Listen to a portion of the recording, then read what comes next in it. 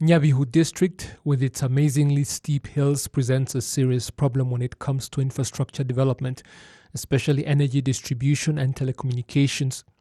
Surrounded by the volcanoes on one side and the Gishwati forest on the other, local residents in the most isolated sectors were constantly lamenting about their plight. There was no way to talk to anybody because there was no way to charge your phone. No one owned a mobile phone because they were completely useless with nowhere to charge them. President Paul Kagame visited Nyabihu and Musanze districts in May last year, and this issue was discussed. Ibijyanye n'amashanyarazi na za telefone na television bavuze things to do with electricity, phone and television networks that were mentioned not to work well or at a level that is satisfying. That too has those that are charged with it and are reminded on a daily basis. So we are going to deal with them accordingly. That is not going to be difficult at all.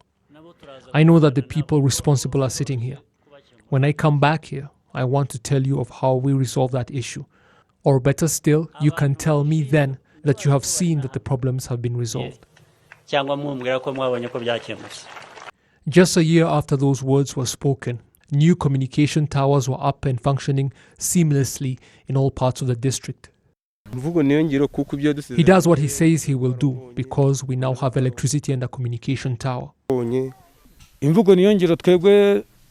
He is a man of his word because here in Muringa, he brought us out of isolation, and that is why we love him more than all the others do. We had no electricity, no tower. As long as he has said it, they implement it right away. I am the leader of the settlement and I speak on behalf of all residents when I tell you that he is always close to their heart and in their thoughts.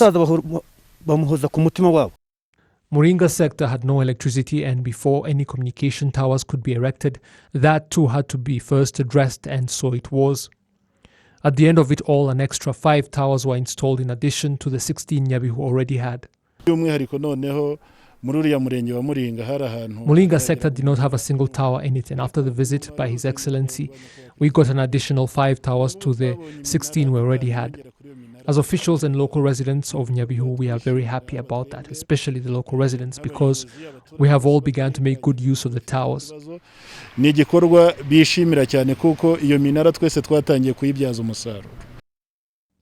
With the towers now up and fully operational, local residents use services like mobile money and the internet. Local leaders are now able to better coordinate with the residents.